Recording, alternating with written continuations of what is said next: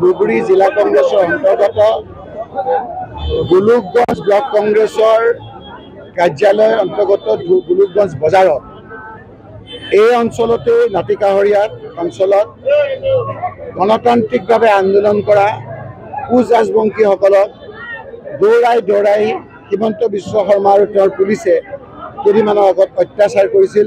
তেওঁলোকৰ ন্যায্য প্ৰাপ্য গণতান্ত্ৰিক প্ৰক্ৰিয়াৰে আন্দোলন কৰোঁতে তেখেতক যি আক্ৰমণ কৰিলে তাৰ প্ৰতিবাদত আজি দলে বলে আহি কংগ্ৰেছ দলত অংশগ্ৰহণ কৰিছে আৰু তেওঁলোকে থিৰাং কৰিছে যে 2026 চনত এই গোলোকগঞ্জ সমষ্টি প্ৰায় আজি হিমন্ত বিশ্ব শৰ্মা মুখ্যমন্ত্ৰীৰ পতনৰ আগজাননী দিব। সেইকাৰণেই আজি আপোনালোকে দেখিছে নাৰায়ণ দেৱনাথ এজন বলিষ্ঠ বিজেপিৰ নেতা আছিলে, তেখেতে আজি দলে বলে আহি কংগ্ৰেছত অংশগ্ৰহণ কৰিছে। ভট্টাচাৰ্য ডাঙৰীয়া আজি এজন জ্যেষ্ঠ নেতা, তেখেতক আজি আমি সকলোৱে আদৰণি জনাইছোঁ। সকলো জাতি জনগোষ্ঠী ইয়াত আজি আপোনাৰ কোচ ৰাজবংশীৰ লগতে বঙালী হিন্দু মানুহৰ যি আপোনাৰ ইয়াত নেতৃত্ব বিজেপিৰ লগত আছিল, এইসকলে অনুভৱ কৰিছে যে হিমন্ত বিশ্ব শৰ্মাৰ নেতৃত্বত তেওঁলোকৰ কোনো লোকে সুৰক্ষিত নহয়, তেওঁলোকৰ কমিউনিটি বিভিন্ন ধৰণে বঞ্চিত হৈছে। এই কথাবিলাকৰ আগত ৰাখিয়ে আজি দলে বলে আজি এই গোলোকগঞ্জ সমষ্টিৰ গোলোকগঞ্জ বজাৰত আজি আমাৰ নাৰায়ণ দেৱনাথ বাপ্পীৰ নেতৃত্বত আজি আমাৰ দলে বলে আহি কংগ্ৰেছত অংশগ্ৰহণ কৰিছে। যিখিনি মানুহৰ কথা টুপি আৰু আমি কংগ্ৰেছৰ গামোচাৰে আদৰণি জনাইছিলোঁ, যিমান আনিছোঁ তাৰপিছত দেখিলোঁ শিলডল ভাঙি ওচৰৰ ব্যৱসায় বাণিজ্য কৰা লোকসকলেও জইন কৰিছে। আমাৰ টুপি আৰু গামোচা কম হৈ গ'ল, মানুহ কিন্তু বাঢ়ি গ'ল। গতিকে এইটোৱে প্ৰমাণ কৰে যে হিমন্ত বিশ্ব শৰ্মা আজি অসমৰ ভিতৰত সকলোতকৈ এজন অপ্ৰিয় ব্যক্তি। মূল হোসেনে মোক আঁকোৱালি লৈছে, মই কংগ্ৰেছ এৰা নাই, মই কংগ্ৰেছতে আছোঁ। দীৰ্ঘদিন ধৰি কিবা এটা খেলি মেলি হোৱাৰ কাৰণে আমি অলপ দূৰত্ব ৰাখিছিলোঁ। তাৰপিছত এতিয়া বয়সো হৈ গৈছে, আগৰ নিচিনা দলৰ কাৰণে কাম কৰাৰ সেই সামৰ্থ্য এতিয়া নাই। কিন্তু আজি আমাৰ অঞ্চলত ৰাইজৰ কথা চিন্তা কৰি বৰ্তমান চৰকাৰৰ হিটলাৰী ব্যৱস্থাৰ প্ৰতি আমি প্ৰতিবাদ জনোৱাৰ কাৰণে আমি আকৌ একেলগ হৈ আমি যাতে আমাৰ ওপৰত যিটো অত্যাচাৰ চলি আছে, বিদেশী নামকৰণৰ ক্ষেত্ৰতে হওক বা অচিনাকি মানুহৰ ক্ষেত্ৰতে হওক, তাৰ এটা প্ৰতিবাদ কৰাৰ কাৰণে আৰু কংগ্ৰেছ দলক অসমত আকৌ যাতে আমি ঘূৰাই আনি সুস্থ এটা ৰাজনৈতিক বাতাবৰণ দিব পাৰোঁ, তাৰ কাৰণে আমি ওলাই আহিছোঁ। মই জইন কৰা 2 বছৰমান হ'ল বা 3 বছৰ হ'ব। ভুলবশত হ'লেও মই জইন কৰিছোঁ, কিন্তু এটা কথা হ'ল তেল আৰু পানী কেতিয়াও নিমিলে। বিজেপিও আমাক কেতিয়াও মানি ল'ব পৰা নাই, ময়ো এডজাষ্ট হ'ব পৰা নাই। তেখেতৰ নীতি আদৰ্শ আমাৰ কংগ্ৰেছ দলৰ নিৰ্দিষ্ট আদৰ্শ বহুত বেলেগ বেলেগ। এইটো হ'ল প্ৰেক্টিকেল কথা। আমি সামাজিক কাম কৰা মানুহ, সমাজৰ হকে আমি কাম কৰিব বিচাৰোঁ, কিন্তু আমি তাতে গৈ সমাজৰ কাম কৰিব পাৰিছোঁ। এটাও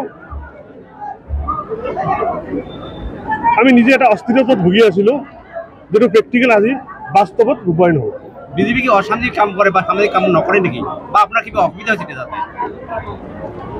মানে সামাজিক কাম কৰা নকৰা মই নিজৰ কথা কৈছোঁ যে মই এটা দলৰ পৰা এটা দলত গৈছিলোঁ, ভাবাভাবিতে হওক ভুলবশত হওক গৈছিলোঁ, কিন্তু যোৱাৰ পিছত মানে মই যিটো সামাজিক কাম কৰাৰ আগ্ৰহী হৈ গৈছিলোঁ, মই সেইটো কৰিব পৰা নাই। আপোনাক গুৰুত্ব দিয়ে নাই বিজেপি দলে? নিশ্চয় গুৰুত্ব ক'ব পাৰে, বা মই নিজেও মানি ল'ব পৰা নাই, এডজাষ্টমেণ্ট হ'ব পৰা নাই। সেইটো ইয়াত আমি প্ৰায় 100 মান জইন কৰিলোঁ। আপোনাৰ বিজেপিৰ ওপৰত কোনো আক্ষেপ নাই এতিয়া?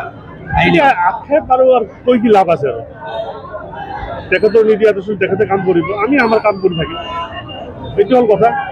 আমি কংগ্ৰেছ দলৰ পৰা ভুলবশত আমি গৈছিলোঁ, আমি এতিয়া বৰ্তমান বুথ লেভেলৰ পৰা সংগঠন আমি কাম কৰিম, এইখিনিৰ কথা। আৰু মই ভুল কৰাৰ পিছতো যে দলে মোক দলৰ ৱাৰ্কাৰ সকলে মোক যে মানি লৈছে মোৰ কাৰণে, এই আজিৰ বৰষুণৰ দিনতো পুৱা 10 বজাৰ প্ৰগ্ৰামত ইমান সংখ্যক মানুহ এটেণ্ড কৰিছে, এইটোৰ কাৰণে আমি তেখেতক কৃতজ্ঞতা আৰু ধন্যবাদ জনাওঁ। এতিয়া আপোনালোকৰ আমাৰ কাৰণে খুব ভাল খবৰ যে আমাৰ সভাপতি গৌৰৱ গগৈ ডাঙৰীয়াই আমাৰ ছ'চিয়েল মিডিয়াত চাই আছিল। আমাৰ কোচৰাজ বংশী আৰু আমাৰ নাৰায়ণ দেৱনাথৰ নেতৃত্বত যিসকলে অংশগ্ৰহণ কৰিব আহিছে সেইসকলক স্বাগতম জনাব আৰু আপোনালোকক উদ্দেশ্যি দুআষাৰ কথা ক'ব। এয়া আমাৰ গৌৰৱ গগৈ।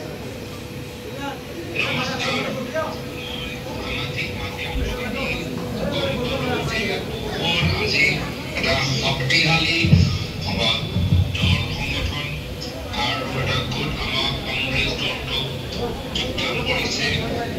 আপোনালোকৰ পিছত কংগ্ৰেছ দল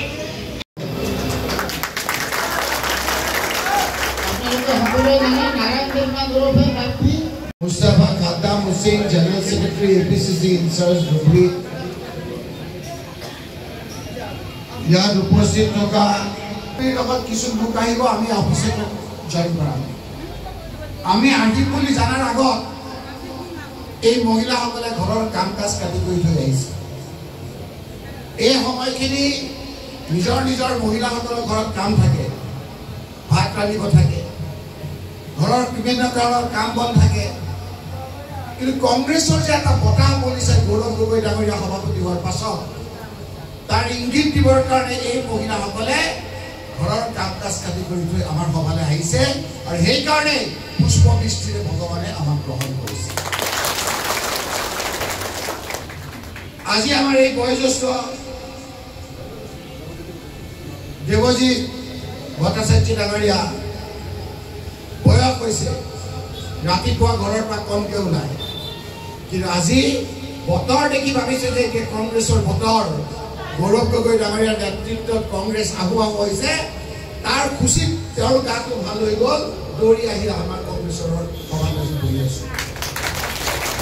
সেইকাৰণে মই আজি কৈছো যে গুৰুগঞ্জত কি কাৰণে ইমান মানুহ জইন কৰিছে। আজি এই গুৰুগঞ্জ সমষ্টিৰে ইয়াৰ পিছতে এখন সভা হ'ব গৌৰীপুৰত। এই চৰকাৰখনে মানুহক যিটো অত্যাচাৰ কৰি আছে, সেই অত্যাচাৰৰ সুতত তুলিবৰ কাৰণে লাহে লাহে মানুহবিলাকৰ সাহস হৈছে আৰু লাহে লাহে মানুহবিলাকে ওলাই আহি হিমন্ত বিশ্ব শৰ্মাৰ বিৰুদ্ধে আজি ৰাজপথত আহি এই কথাবিলাক ক'বৰ কাৰণে এটা সাহস ওলাইছে। কোনখিনি মানুহক তেওঁ অত্যাচাৰ কৰা নাই? হিমন্ত বিশ্ব শৰ্মা ডাঙৰীয়াই কোনখিনি মানুহক অপমান কৰা নাই? উজনিলৈ চাওক, আহোম মানুহখিনিয়ে কৈছে যে আমি কি দুখ কৰিলো, আমাৰ এটা সমষ্টি, কেইবাটাও সমষ্টি আমি আহোম সম্প্ৰদায়ৰ আগত জিকিছো।